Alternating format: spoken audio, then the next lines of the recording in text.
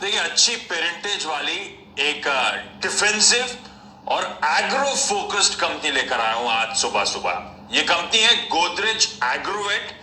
साल के हाईस ऑलमोस्ट 600 रुपए के, वहां से ये स्टॉक आज भी 30% नीचे कामकाज करता हुआ, और बाजार का गोदरेज ग्रुप पर जबरदस्त ट्रस्ट है और गोदरेज ग्रुप का इस कंपनी पर लगातार बढ़ता भरोसा। अब ऐसा मैं क्यों कह रहा हूं, शेयर होल्डिंग पैटर्न आप लोग की स्क्रीन पर आएगा और पिछले कुछ क्वार्टर्स से लगातार हर क्वार्टर में गोदरेज ग्रुप अपना स्टेक जो है इस कंपनी में बढ़ाता चले जा रहा है। इनफैक्ट लास्ट मार्च क्वार्टर में 1% प्रमोटर्स ने स्टेक बढ़ाया और अब 70% के पार गोदरेज एग्रोवेट में गोदरेज ग्रुप का हिस्सा है।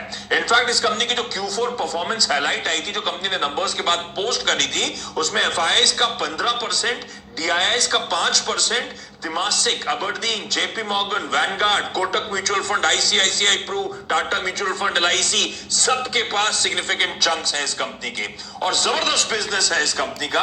एक डाइवर्सिफाइड एग्री बिजनेस कंपनी तो है ही है, कई कंपनीज एक में आपको नजर आएंगी। दरअसल 5 वर्टिकल्स में कंपनी ऑपरेट करती है। एनिमल फीड सबसे बड़ा धंधा है इस कंपनी का, 3700 करोड़ रुपए से ज्यादा के FY20 में रेवेन्यूज वहां से आए। तो broiler feed, cattle feed, aqua feed, जिसमें श्रिम्प फीड वगैरह ये सब आता है। 31 state of the art manufacturing plants है इस देश भर में और 4200 से ज्यादा डिस्ट्रीब्यूटर्स हैं। एग्रेसिवली इस स्पेस में अपना मार्केट शेयर लगातार ये कंपनी बढ़ा रही है। क्रॉप प्रोटेक्शन का धंधा, 1100 करोड़ के रेवेन्यूज ये कंपनी वहां पे क्लॉक करती है। लगातार अपना प्रोडक्ट पोर्टफोलियो अपग्रेड कर रही है। मॉनसून का ऑन टाइम अराइवल वैसे ही बड़ा पॉजिटिव है और इसकी कंपनी जो सब्सिडरी है asterisk life sciences listed company, उसका स्ट्रॉन्ग परफॉर्मेंस वैसे ही आप देख रहे हैं। वो कंपनी एग्रोकेमिकल्स और फार्मास्यूटिकल इंटरमीडियरीज का काम करती है, वो इसी की सब्सिडरी है। ऑयल पाम्स का बिजनेस, 650 करोड़ से ज्यादा के रेवेन्यूज उस सेगमेंट से और 68,400 हेक्टेयर से ज्यादा ऑयल पाम प्लांटेशन में इस कंपनी के पास है। चौथा, डेयरी का कारोबार, 1200 करोड़ के रेवेन्यूज आते हैं। इसकी सब्सिडरी है क्रीमलाइन डेयरी प्रोडक्ट्स, तो मिल्क प्रोसेसिंग, पनीर, घी, लस्सी, दही सब जर्सी ब्रांड के अंतर्गत ये कंपनी मार्केट करती है। हाल में thick shakes, premium range of ice creams वगैरह उतारी इस कंपनी ने और इंडियन डेयरी सेगमेंट में हम सब जानते हैं किस तरह की लार्ज अपॉर्चुनिटीज है सामने।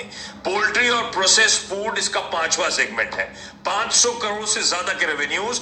यूएसए की टाइसन फूड के साथ जॉइंट वेंचर, जहां पे स्टेक बढ़ाकर अब गोदरेज ग्रुप का 51% पे पहुंच चुका है। Process chicken, ready to eat, ready to cook chicken बनाने का काम और रियल गुड और यमीज जैसे जबरदस्त ब्रांड्स हैं वहां पे। पिछले कुछ सालों के फाइनेंशियल्स आप लोग की स्क्रीन पर आएंगे, वो बार ग्राफ्स।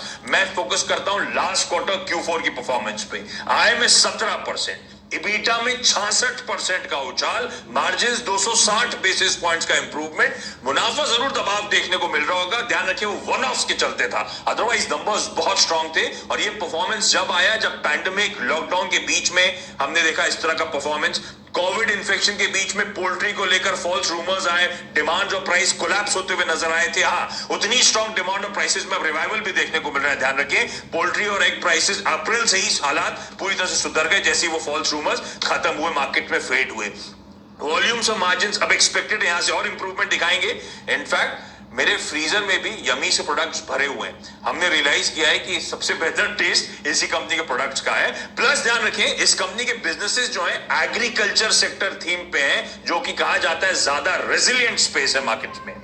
बैलेंस शीट स्ट्रांग है, रीसेंट डेट मोबिलाइजेशन के बावजूद डेट इक्विटी 0.3 टाइम्स पर ही आपको नजर आएगी और बेहद हेल्दी लिक्विडिटी पोजीशन है।